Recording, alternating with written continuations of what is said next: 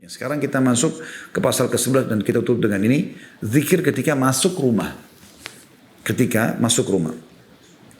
Beliau mengangkat, saya di sini sebuah doa ya.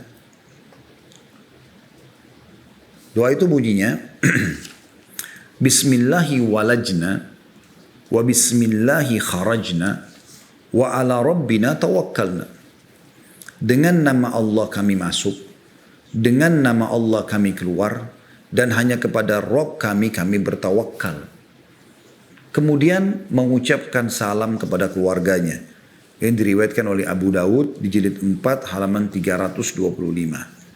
Dan Ibnu Baz, Syekh bin Baz rahimahullah berpendapat bahwa sanad hadis ini atau hadis tersebut adalah hasan dalam Tuhfatul Akhyar halaman 28. Dan dalam hadis sahih disebutkan apabila seseorang masuk rumahnya lalu berzikir atau mengingat dan menyebut Allah ketika masuk rumah dan ketika makan, maka syaitan akan berkata kepada temannya sesama syaitan, tidak ada tempat tidur malam dan tidak ada makan malam bagi kalian. Diriwayatkan Imam Muslim nomor 2018. Ya. Jadi yang pertama teman-teman sekalian, kalau kita bicara masalah adabnya, ya, masalah adabnya, maka kita coba susunkan. Yang pertama, Anda pada saat mau masuk ke dalam rumah, ya, kalau Anda sudah berumah tangga misalnya ya, maka beritakan kepada keluarga. Ini Allahu alam yang menurut kami adab yang pertama. Karena Nabi SAW mengingatkan dalam banyak hadisnya ya, janganlah seseorang di antara kalian pada saat datang dari safar atau dari luar lah, gitu kan, masuk ke dalam rumahnya kecuali dia sudah memberitakan kepada keluarganya. Dalam riwayat lain, agar istrinya sempat menyisir rambutnya dan mencukur bulu kemaluan, maksudnya membersihkan kemaluannya. Ya, apalagi terutama Anda kalau lagi safar, datang dari safar, mungkin sudah lama tidak ketemu dengan istri, kemudian tiba-tiba Anda datang ke rumah, jangan buat kejutan dalam masalah ini. Tidak boleh buat kejutan teman-teman. Oh saya buat kejutan, saya datang tiba-tiba, jangan.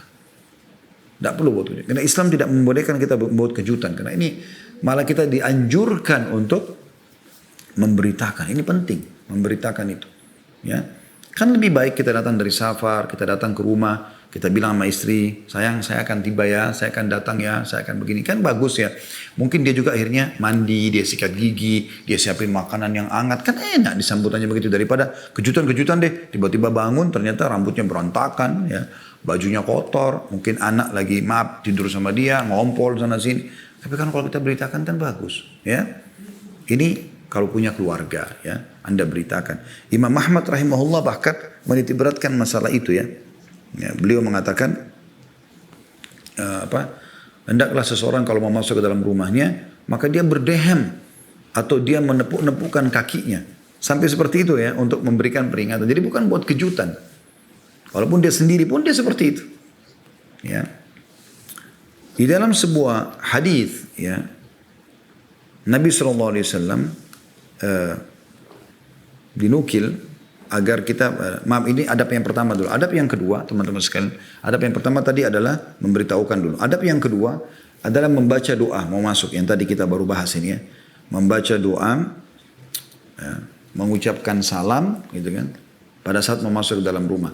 Baik ada orang di rumah atau tidak ada orang di rumah. Ya. Hadisnya Jabir bin Abdullah radhiyallahu anhuma. Beliau mengatakan bahwasanya Nabi SAW bersabda, "Idza dakhala ar-rajulu baitahu fa dzakara Allah 'inda dukhulihi wa 'inda ta'amihi qala syaitan." Kalau seseorang masuk ke dalam rumahnya kemudian dia menyebut Allah. Doa masuk rumah tadi, bismillah kharajna wa bismillah dakhalna wa bismillah kharajna wa rabbina tawakkalna misalnya ya. Jadi dengan nama Allah kami masuk, dengan nama Allah kami keluar dan kepada Allah lah kami bertawakal ya. Atau dia membaca salam assalamualaikum warahmatullahi misalnya ya. Kemudian juga pada saat dia makan dia membaca bismillah, apa yang terjadi? Qala syaitan, maka syaitan berkata pada teman-temannya di sekitar rumah itu. Anda cuma bilang assalamualaikum warahmatullahi wabarakatuh, walaupun tidak ada orang ya, apalagi kalau ada orang. Jadi ini maknanya juga tidak ada kejutan tadi. Tiba-tiba buka pintu diam-diam, tiba-tiba datang ya. Jangan buat kejutan. Lebih baik dalam kondisi mereka siap menerima kita. Ya, kalau tidak ada orang pun, kalau kita salam maka kita keberkahan. Allah SWT mengatakan dalam surah An-Nur itu, sebagai tahiyyah min indillah, sebagai kata sambutan yang baik dari Allah. Ucapkan salam. Wasallimu ala anfusikum, kata Allah. Salam buat diri kalian sendiri. Maka syaitan akan berkata pada teman-temannya, kalau kita salam, kalau kita baca doa, kita masuk rumah pada saat kita makan, kan biasa orang masuk, makan, minum ya. Baca bismillah, apa yang terjadi? Syaitan berkata pada teman-temannya di sekitar rumah anda itu. La mabita lakum wala asya. Gak ada tempat nginap buat kalian malam ini, dan tidak ada makan malam buat kalian. Bayangkan. Jadi yang sering digambarkan oleh sinetron-sinetron film, pocong bisa keluar dari kuburan, kemudian tembus tembok, bohong, dusta besar. Nggak ada itu. Siapa di antara anda yang pernah kedatangan pocong minta minum dan makan? Ini perusakan akidah. Wa na'udzubillah. Nggak ada itu. Dan dalam hadis ini menjelaskan tidak ada ceritanya mereka bisa tembus tembok. Nggak bisa. Nggak bisa masuk. Nggak ada tempat nginap buat kalian. Allah jaga rumah itu. Nggak bisa.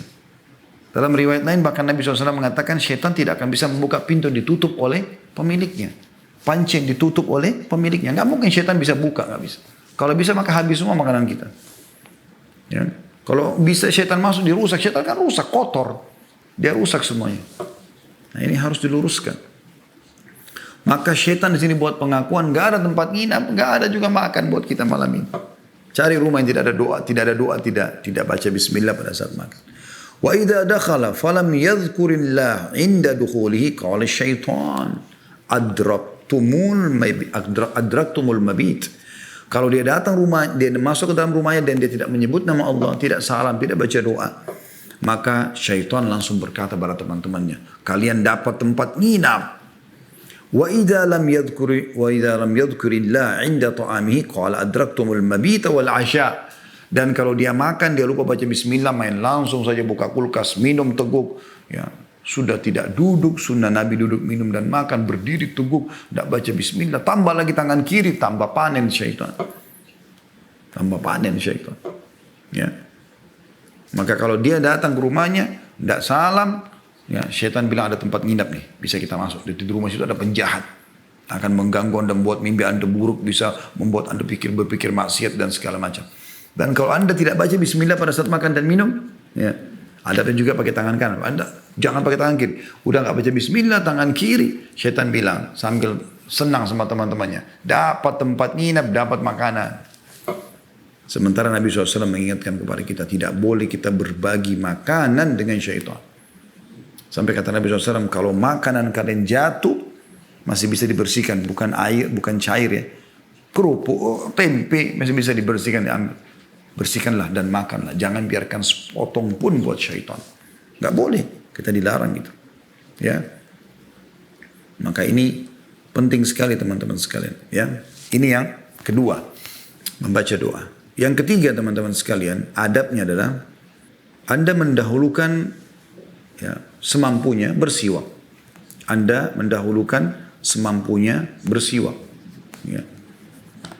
Karena Nabi SAW dikatakan tidak memasuki rumah beliau kecuali beliau sudah bersiwak. Tentu kalau tidak ada siwak, ya. Misal contoh, ini siwak kan sebenarnya untuk mewangikan mulut ya. Contoh seorang suami masuk ke dalam rumah. Walaupun Anda lagi kangen sama istri, walaupun Masya Allah istri sudah wangi, sudah cantik, Anda tertarik untuk menyentuhnya. Akhi, tenangkan diri dulu, masuk ke dalam rumah, termasuk sunnah Nabi SAW selain salam, masuk dengan kaki kanan, Anda masuk kamar mandi dulu. Saya pribadi kalau masuk ke dalam rumah, saya langsung bilang sampai sini saya kamar mandi. Buka pakaian kita. Apa susahnya sih teman-teman sekalian mandi yang bersih, pakai sampo, ya, pakai sabun, sikat gigi yang bersih, baru kita interaksi sama pasangan kita. Satu hal yang sangat dijaga oleh Nabi SAW. Setiap kali mau masuk rumah, bahkan beliau memerintahkan kita umatnya agar selalu bersiwak, selalu, bukan sekali, selalu bersiwak. Ya.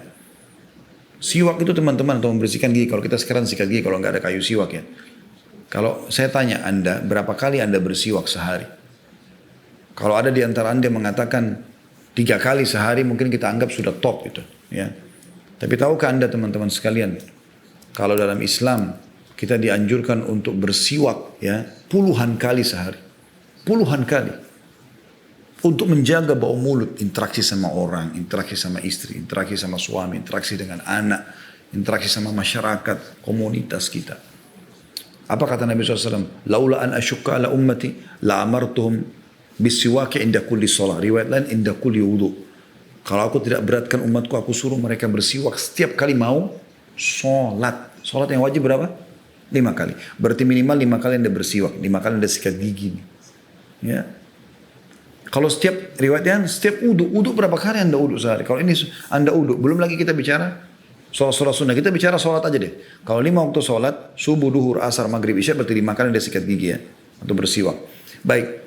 Ini 5. Kalau kita bicara sholat sunnah rawatib yang mendampingi sholat wajib. Ada qobliyah subuh. Kita anggap ini jempol saya sholat subuh misalnya 2 rakaat. Ada qobliyah subuh 2 rakaat. Berarti Anda bersiwak lagi di sini. 5 kali tambah 6. Ya, tambah 1 jadi 6. Kemudian ada qobliyah duhur. Ada 4. Ya.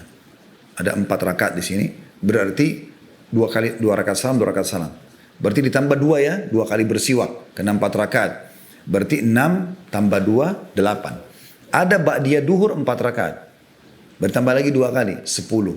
Ada qobliyah asar 4 rakaat. Berarti 12 kali bersiwak. Ada qobliyah maghrib, berarti 13. Ada ba'diyah maghrib, 14. Ada qobliyah isya, 15. Ada ba'diyah isya, 16. 16 kali sikat gigi. 16 kali bersiwak. Itu baru sholat wajib dan sunnah rawatibnya. Baik, 16 kali ya. Kalau sholat tahajud, kita punya 11 rakaat. 8 rakaat itu kita 2 rakaat salam, 2 rakaat salam, 2 rakaat salam, 2 rakaat salam. Ini kan 8 rakaatnya, berarti 4 kali bersiwak. Setiap 2 rakaat salam, 4 kali siwak. Tadi 16 disimpan ya, 16 itu. Sekarang tambah tahajudnya 8 rakaat berarti 4 kali siwak. Karena setiap 2 rakaat 1 kali siwak. Berarti tambah 4, 16 tadi menjadi 20 kali. Witirnya 2 rakaat dan 1 berarti 2 kali siwak. Berarti 23 kali. Tambah sholat duha. Sholat duha tidak ada batasannya sebenarnya. Tapi umumnya orang kerjakan antara 2 sampai 12 rakaat kan gitu. Anggap kita ambil jumlah maksimal 12 rakaat misalnya. Berarti setiap 2 rakaat Anda salam siwak 1 kali. Berarti kan 6 kali Anda bersiwak. Tadi sudah 23 kalau nggak salah tadi ya. Berarti tambah 6 di sini, berarti sudah 29. Belum sholat tahiyat masjid, belum sholat wudu, belum sholat taubat, belum sholat istikharah. Terlalu banyak. Ya. Berarti puluhan kali. Dan sunnah yang terakhir Nabi SAW amalkan pada saat beliau meninggal adalah bersiwak. Sampai beliau sudah sangat lemas dan tersandar di dada Aisyah radhiyallahu anha. Maka beliau melihat Abdurrahman iparnya masuk, adiknya Aisyah radhiyallahu anha majma'in. Masuk dalam rumah dan di depan mata Nabi lagi bersiwak. Mata Nabi ke siwak itu. Maka Aisyah langsung paham mengatakan, ya Rasulullah, Anda ingin siwak itu? Nabi SAW cuma bisa mengangguk karena sudah lemas kan. Maka Aisyah pun meminta dari Abdurrahman, dipotong yang bekasnya Abdurrahman, lalu dicacakan kembali, kemudian disiwakkan di mulut beliau. Setelah itu beliau mengatakan, Bari Rafiqul A'la. Beliau mengatakan, aku pilih tempat yang tertinggi, bertemu dengan Allah SWT. Lalu beliau meninggal dunia SAW. Akhir sunnahnya SAW adalah siwak. Bersih-bersih teman-teman masuk rumah. Bersih-bersih. Ya. Itu juga hal yang baik gitu. Sebagai penutup saya tambahkan teman-teman sekalian, rumah juga ini harusnya Anda jaga. Suami istri harus menjaga kebersihannya, kerapiannya. Itu bagian daripada agama kita. Dan syaitan tidak suka sesuatu yang rapi, yang bersih, yang wangi. Karena apapun yang Allah suka, pasti syaitan tidak suka. Dia bertolak belakang dengan Allah SWT. Apa kata Nabi SAW? Inna Allah jamilun yuhibbul jamal. Allah indah, suka dengan keindahan. Maka syaitan tidak suka dengan itu. Maka rumah yang berantakan, yang bau, yang kotor, orangnya juga jorok. Udah berkumpul semua keburukan padanya. Tapi orang yang bersih, orang yang rapi, orang yang wangi, rumahnya, kendaraannya, ya lingkungannya, itu adalah hal yang luar biasa. Dan anak-anak juga terbiasa dengan itu nanti. Maka ini bagian daripada agama Allah Subhanahu wa taala. Allahu a'lam.